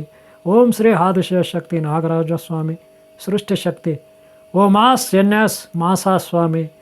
ಜರಾತ್ಕರು ಮಾನಸದೇವಿ ಆಸ್ತಿಕ ಋಷಿ ಮಾಸಾ ಸ್ವಾಮಿ, ಅವರೇ ಮಾಸಾ ಸ್ವಾಮಿ. ಓಮಾಸ್ ಎನ್ಎಸ್ ನಾಗರಾಜ ಸ್ವಾಮಿ ಶಕ್ತಿ. ಸದ್ಗುರು ಚಿದಾನಂದ ಗುರುಮೂರ್ತಿ ನಾಗ ಸೃಷ್ಟಿ ಶಕ್ತಿ. ಅವರ ಆಡಳಿತದಲ್ಲಿ ನಾವು ಜೀವಿಸಬೇಕು. ಅದಕ್ಕೆ ನಿಮ್ಮ ಬ್ರಹ್ಮ ಸೃಷ್ಟಿಯಿಂದ ನಾಗ ಸೃಷ್ಟಿಗೆ ಬನ್ನಿ. ನಿಮ್ಮ ಬ್ರಹ್ಮಲೋಕದ ಕಾನೂನು ಕಟ್ಟಳೆಗಳು ಅಲ್ಲ, ಸೃಷ್ಟಿಯಲ್ಲೇ ಏನೆಲ್ಲ ನೀವು ಕಲಿತೀರಿ ಅದನ್ನೆಲ್ಲ ಬಿಟ್ಟು ಹೊರಗಡೆ ಬನ್ನಿ. ಇದು ಹೊಸ ಜಗತ್ತು. ಇಲ್ಲಿ ಯಾವುದೇ ಅಜ್ಞಾನ, ಅಂಧಕಾರಗಳಿರಲ್ಲ. ಕುರಿ, ಕೋಳಿ, ಕುರಿ, ಮೇಕೆ, ಮತ್ತೊಂದು ಇಲ್ಲಿ ಯಾರೂ ತಿನ್ನಲ್ಲ. ತಾಯಿ ಗರ್ಭದಲ್ಲಿ ಇರೋವಾಗಿಂದಲೇ ಒಳ್ಳೆಯ ಶಿಕ್ಷಣ ಇರುತ್ತೆ, ಒಳ್ಳೆಯ ಸಂಸ್ಕಾರ ಇರುತ್ತೆ. ತಾಯಿ ಗರ್ಭದಲ್ಲಿರೋವಾಗೆ ಇಲ್ಲಿ ಯಾವುದೇ ವಿಕೃತ ಮನಸ್ಥಿತಿ ಇರಲ್ಲ. ಎಲ್ಲ ಹೆಣ್ಣುಮಕ್ಕಳ ಗರ್ಭದಲ್ಲಿರುವ ಶಿಶುಗಳು ಕೂಡ ಪರಿಶುದ್ಧವಾಗಿರ್ತವೆ. ತಾಯಿ ಗರ್ಭದಲ್ಲೇ ಇಲ್ಲಿ ಶಿಕ್ಷಣ ಕೊಡಲಾಗುತ್ತೆ. ಅನಂತರ ಇಲ್ಲಿ ಹುಟ್ಟಿದ ಮೇಲೆ ಅವರ ಬ್ರೈನ್ ತುಂಬ ಪವರ್ಫುಲ್ ಆಗಿರುತ್ತೆ. ನಿಮ್ಮ ಆಲೋಚನೆಗೂ ಮೀರಿದ ಸೃಷ್ಟಿ ನಾಗ ಸೃಷ್ಟಿ. ನಿಮ್ಮ ಯೋಚನೆ, ನಿಮ್ಮ ತರ್ಕ ವಿಮರ್ಶೆ, ನಿಮ್ಮ ಲೆಕ್ಕಾಚಾರಕ್ಕೂ ಮೀರಿದ ಶಕ್ತಿ ನಾಗ ಸೃಷ್ಟಿ. ಇಲ್ಲಿ ಯಾವುದೇ ವಿಕೃತ ಇರಲ್ಲ. ಇಲ್ಲೇನಿದ್ರೂ ದೈವತ್ವ ಇರುತ್ತೆ. ದಿವ್ಯಶಕ್ತಿ, ದಿವ್ಯ ಶರೀರಗಳಲ್ಲಿರ್ತವೆ. ಶುದ್ಧವಾದ ಆರೋಗ್ಯ, ಭಾಗ್ಯ, ಅಮರತ್ವ ಇರುತ್ತೆ. ಇಂಥ ನಾಗ ಸೃಷ್ಟಿಗೆ ನೀವು ಎಂಟ್ರಾಗಿ ದೈಹಿಕವಾಗಿ, ಮಾನಸಿಕವಾಗಿ, ಭಾವನಾತ್ಮಕವಾಗಿ ಇಲ್ಲಿ ಯಾವುದೇ ತೊಂದರೆಗಳಿರೋದಿಲ್ಲ. ಅನಾಚಾರ, ಅತ್ಯಾಚಾರ, ವಾಮಾಚಾರ, ಇನ್ನೊಂದು ಮತ್ತೊಂದು ಇಲ್ಲಿ ಯಾವುದೂ ನಡೆಯಲ್ಲ. ನಿಮ್ಮದೇನಿದ್ರು ಇಲ್ಲಿ ಗರುಡ ಯಾವ ರೀತಿ ತನ್ನ ಮಕ್ಕಳನ್ನು ರಕ್ಷಣೆ ಮಾಡ್ತಾನೆ, ಹಾಗೆ ಇಲ್ಲಿ ಆದಿಶೇಷ ತನ್ನವರನ್ನು ರಕ್ಷಿಸ್ತಾನೆ. ಇಲ್ಲಿ ಕತ್ತೆ ಬುದ್ಧಿ ಇಲ್ಲ, ನರಿ ಬುದ್ಧಿ ಇಲ್ಲ, ನಾಯಿ ಬುದ್ಧಿ ಇಲ್ಲ, ಕುರಿ ಬುದ್ಧಿ ಇರಲ್ಲ. ಇಲ್ಲಿ ಯಾವುದೇ ವಿಕೃತ ಬುದ್ಧಿಗಳಿರೋದಿಲ್ಲ. ಆದರೆ ಇಲ್ಲಿ ತಿಂತಾರೆ, ಕುಡಿತಾರೆ, ಎಲ್ಲ ಮಾಡ್ತಾರೆ, ಎಲ್ಲವೂ ಶುದ್ಧವಾಗಿರುತ್ತೆ. ಅದೇ ವೆಂಕಟಾಚಲ, ತಿರುಮಲ, ಆದಿಶಕ್ತಿ, ಸುಂದರವಾದ ಸತ್ಯಂ ಶಿವಂ ಸುಂದರಂ ಅಂತ ನೀವು ಕರಿತೀರ. ಇಲ್ಲಿರ್ತಕ್ಕಂಥ ಪಶು ಪಕ್ಷಿ ಪ್ರಾಣಿ ಎಲ್ಲವೂ ಶುದ್ಧವಾಗಿರುತ್ತೆ, ಅಷ್ಟೇ ಸುಂದರವಾಗಿರುತ್ತೆ. ಎಲ್ಲವೂ ಇಲ್ಲಿ ಶುದ್ಧನೇ, ಅಶುದ್ಧ ಅನ್ನೋದಿಲ್ಲ ಇರೋದಿಲ್ಲ. ತನ್ನ ತಾಯಿ ಮಕ್ಕಳನ್ನು ಯಾವ ರೀತಿ ರಕ್ಷಿಸುತ್ತೆ ಹಾಗೆ ಇಲ್ಲಿ ಆದಿಶಕ್ತಿ ರಕ್ಷಿಸುತ್ತೆ. ಸಚ್ಚಿದಾನಂದ ಸ್ವರೂಪ ಶಕ್ತಿ, ದಿವ್ಯಶಕ್ತಿ. ಇಲ್ಲಿ ಹೇಗೆ ಅಂದರೆ ಗೂಬೆ ತರಂಗಗಳು, ಅದು ದಿವ್ಯಶಕ್ತಿಯನ್ನು ಪಡೆದಿರುತ್ತೆ ಗೂಬೆ, ಗೊತ್ತಾಯ್ತಲ್ಲ. ಆದರೆ ವಿಕೃತ ಮನಸ್ಥಿತಿ ಇರೋರು ಬೇರೆಯವರು ಇರ್ತಾರೆ. ಇಲ್ಲಿ ಒಳ್ಳೆಯವ್ರಿಗೂ ಕೆಟ್ಟವ್ರಿಗೂ ಹೋರಾಟ ನಡೀತಾ ಇರುತ್ತೆ. ವಾಮಾಚಾರ ಮಾಯಾ ಮಾಟ ಮದ್ದು ಮಾಡೋರು ತುಂಬ ಜನ ಇದ್ದಾರೆ, ಅದನ್ನು ಪರಿಹಾರ ಮಾಡೋರು ಇದ್ದಾರೆ. ಇಲ್ಲಿ ಶಕ್ತಿ ಅದೇ ಶ್ರೀ ಶಕ್ತಿ, ಶ್ರೀ ಚಕ್ರಶಕ್ತಿ, ಮಹಾಶಕ್ತಿ. ಅದೇ ನಾಗ ಸೃಷ್ಟಿ, ಅನಂತ ಪದ್ಮನಾಭ ಶಕ್ತಿ. ಇಂಥ ಸೃಷ್ಟಿನಲ್ಲಿ ನೀವು ಎಂಟ್ರಿ ಆಗಬೇಕಂದ್ರೆ ನೀವು ಬ್ರಹ್ಮ ಸೃಷ್ಟಿಯಿಂದ ಹೊರಗಡೆ ಬರಬೇಕು, ಗೊತ್ತಾಯ್ತಲ್ಲ. ನಿಮ್ಮ ಬ್ರಹ್ಮ ಸೃಷ್ಟಿನಲ್ಲಿ ಏನೆಲ್ಲ ವಿಕೃತ ಮನಸ್ಥಿತಿ ಇದೆ, ಅನಾಚಾರ ಅತ್ಯಾಚಾರಗಳಿದೆ, ಅದನ್ನೆಲ್ಲ ಅದರಿಂದ ನೀವು ಮುಕ್ತರಾಗಿ, ಆ ದುಷ್ಟ ಪಾಪಿಗಳಿಂದ ಮುಕ್ತರಾಗಿ, ಆಸೆ ಆಕಾಂಕ್ಷೆಗಳು ನಿಮ್ದು ಏನಿದೆ ಅದನ್ನೆಲ್ಲ ಬಿಟ್ಟು ನಾಗ ಸೃಷ್ಟಿಗೆ ಬನ್ನಿ. ಈ ನಾಗ ಸೃಷ್ಟಿನಲ್ಲಿ ಅತಿಯಾದ ಅತೀಂದ್ರಿಯ ಶಕ್ತಿ ಇರುತ್ತೆ. ನಿಮ್ಮ ಬ್ರಹ್ಮ ಸೃಷ್ಟಿನಲ್ಲಿ ಏನೆಲ್ಲ ವಾಹನಗಳಿದೆ, ಏನೆಲ್ಲ ತಿಂತೀರಿ ಕುಡಿತೀರಿ, ಏನೆಲ್ಲ ನಿಧಿ ಇದೆ, ವಸ್ತುಗಳಿದೆ, ಬೆಲೆ ಬೆಳೆದು ಅದಕ್ಕಿಂತ ನೀವು ಊಹೆನೇ ಮಾಡೋಕ್ಕಾಗಲ್ಲ. ನಿಮ್ಮ ಆಲೋಚನೆಗೂ ಮೀರಿದ ನಿಧಿ ಇಲ್ಲಿದೆ, ನಿಮ್ಮ ಆಲೋಚನೆ ಮೀರಿದ ಐಶ್ವರ್ಯ ಅಲ್ಲಿದೆ, ನಿಮ್ಮ ಆಲೋಚನೆಗೂ ಮೀರಿದ ಜ್ಞಾನ ಇಲ್ಲಿದೆ, ಜ್ಞಾನ ಸಂಪತ್ತು. ಇಲ್ಲಿ ಎಲ್ಲ ರೀತಿಯ ಸಂಪತ್ತಿದೆ, ನಿಧಿ, ಐಶ್ವರ್ಯ, ಇನ್ನೊಂದು ಮತ್ತೊಂದು ಎಲ್ಲ ಇದೆ. ಇಲ್ಲಿ ನೀವು ಸುಖವಾಗಿರ್ತೀರ, ಆನಂದವಾಗಿರ್ತೀರ. ಇದೊಂದು ಸುವರ್ಣ ಯುಗ ಅಂತಿರಲ್ಲ, ಸುವರ್ಣ ಲೋಕ ಅಂತ ಹೇಳ್ಕೊಬಿಡಿ. ವಜ್ರ ವೈಡೂರ್ಯಗಳಿಂದ ಕೂಡಿದ ಲೋಕ ಇದು. ಒಳ್ಳೆಯ ಜ್ಞಾನದಿಂದ, ಸಚ್ಚಿದಾನಂದ ಸ್ವರೂಪದಿಂದ ಕೂಡಿದ, ದಿವ್ಯ ಶಕ್ತಿಯಿಂದ ಕೂಡಿದ, ಅಮೃತ್ವ ಶಕ್ತಿಯಿಂದ ಕೂಡಿದ, ನೂರಾರು ಸಾವಿರಾರು ವರ್ಷಗಳು ಬದುಕ್ತಕ್ಕಂಥ ಆಯಸ್ಸು ಉಳ್ಳಂಥ ಶಕ್ತಿ ಪಡೆದಂಥ ಲೋಕ ನಾಗಬ್ರಹ್ಮ, ನಾಗಸೃಷ್ಟಿ, ನಾಗಲೋಕ. ಹಾಗಂತ ನಿಮ್ಮ ನಾಗಲೋಕ ಅಲ್ಲ, ನಿಮ್ಮ ಬ್ರಹ್ಮಲೋಕ ಅಲ್ಲ, ನಾಗಲೋಕನೂ ಅಲ್ಲ, ಬ್ರಹ್ಮಲೋಕನಲ್ಲ. ಇದು ನಾಗ ಸೃಷ್ಟಿ ಲೋಕ. ಇಲ್ಲಿ ಎಲ್ಲವೂ ಇದೆ, ಎಲ್ಲ ಐಶ್ವರ್ಯ ಇದೆ, ಎಲ್ಲ ಸುಖ ಭೋಗ ಇದೆ, ಇಲ್ಲಿ ಜ್ಞಾನ ಇದೆ, ಐಶ್ವರ್ಯ ಇದೆ, ದೈವಿ ಶಕ್ತಿ ಇದೆ. ಈ ಲೋಕಕ್ಕೆ ಬನ್ನಿ ಅಂತ ಹೇಳ್ತಾ ನಾನು ಈ ವಿಡಿಯೋ ಮುಗಿಸ್ತಾ ಇದ್ದೀನಿ. ನಾಗ ಸೃಷ್ಟಿಗೂ ಬ್ರಹ್ಮ ಸೃಷ್ಟಿಗೂ ವ್ಯತ್ಯಾಸ ಏನಂತ ಇಲ್ಲಿ ಸ್ವಲ್ಪ ಹೇಳಿದ್ದೀನಿ. ಹಾಗೆ ಮುಂದೆ ನಾನು ನಾಗಸೃಷ್ಟಿ ಪಿತಾಮಹರು ಯಾರು, ನಾಗಸೃಷ್ಟಿಯನ್ನು ಯಾರು ಸೃಷ್ಟಿ ಮಾಡಿದ್ರು ಅಂತ ಈ ವಿಡಿಯೋನಲ್ಲಿ ನಿಮಗೆ ಸ್ವಲ್ಪ ಗೊತ್ತಾಗಿದೆ. ಅದನ್ನು ನಮ್ಮ ಎರಡನೇ ಭಾಗದಲ್ಲಿ ನಾನು ಪೂರ್ತಿಯಾಗಿ ನಿಮಗೆ ತಿಳಿಸ್ಕೊಡ್ತೀನಿ. ಆ ಜಗನ್ಮಾತೆಗೆ ವಂದಿಸ್ತಾ ನಾವು ಈ ವಿಡಿಯೋನಲ್ಲಿ ಮುಗಿಸ್ತಾ ಇದ್ದೀನಿ. ನಾಗಸೃಷ್ಟಿಗೆ ನೀವು ಎಂಟ್ರಾಗಿ ನಾಗಸೃಷ್ಟಿಯಲ್ಲಿ ನೀವು ತೇಲಾಡಿ ನಾಗಸೃಷ್ಟಿಯಲ್ಲಿ ವಾಸ ಮಾಡಿ ಅಂತ ಹೇಳ್ತಾ ಈ ವಿಡಿಯೋನ ಮುಗಿಸ್ತಾ ಇದ್ದೀನಿ. ನಿಮ್ಮೆಲ್ಲರಿಗೂ ಒಳ್ಳೆಯದಾಗಲಿ ವೀಕ್ಷಕರೇ, ನಿಮ್ಗೆ ಒಳ್ಳೆಯದಾಗಲಿ ವೀಕ್ಷಕರೇ. ಒಳ್ಳೆಯ ಲೋಕಕ್ಕೆ ಪ್ರವೇಶ ಮಾಡಿ. ಎಲ್ಲ ಲೋಕಗಳು ಓಂಕಾರದಿಂದ ಹುಟ್ಟಿವೆ ಅಂತಾರೆ. ನಾಗಸೃಷ್ಟಿನಲ್ಲಿ ಪ್ರವೇಶ ಮಾಡಿ, ಸದಾ ಆನಂದ ಇರುತ್ತೆ. ನಾಗಸೃಷ್ಟಿ ಹೇಗಾಯಿತು, ಯಾರು ಸೃಷ್ಟಿ ಮಾಡಿದ್ರೆ ಅದ್ರ ಪಿತಾಮಹರು ಯಾರು ಅಂತ ಸ್ವಲ್ಪ ಹೇಳಿದ್ದೀನಿ. ಇನ್ನೂ ವಿವರವಾಗಿ ಭಾಗ 2ರಲ್ಲಿ ನಾನು ನಿಮ್ಗೆ ಹೇಳ್ತೀನಿ, ಸರಿನಾ? ಈ ವಿಡಿಯೋ ಇಷ್ಟ ಆದರೆ ನೀವು ಒಂದು ಲೈಕ್ ಮಾಡಿ, ಸಹಕಾರ ನೀಡಿ. ಮುಂದಿನ ಭಾಗ ನಾನು ನಿಮಗೆ ಅಪ್ಲೋಡ್ ಮಾಡಲಿಕ್ಕೆ ನನಗೆ ನೀವು ಕೂಡ ಶಕ್ತಿ ಸ್ಫೂರ್ತಿ ಆಗುತ್ತೆ. ಹಾಗೆ ಹಿಂದಿನ ಭಾಗಗಳು ನೋಡಿ, ಮುಂದಿನ ಭಾಗಗಳು ನೋಡಿ. ನಿಮ್ಗೆ ಒಳ್ಳೆಯದಾಗಲಿ. ಓಂ ಶಾಂತಿ, ಓಂ ಶಾಂತಿ, ಓಂ ಶಾಂತಿ.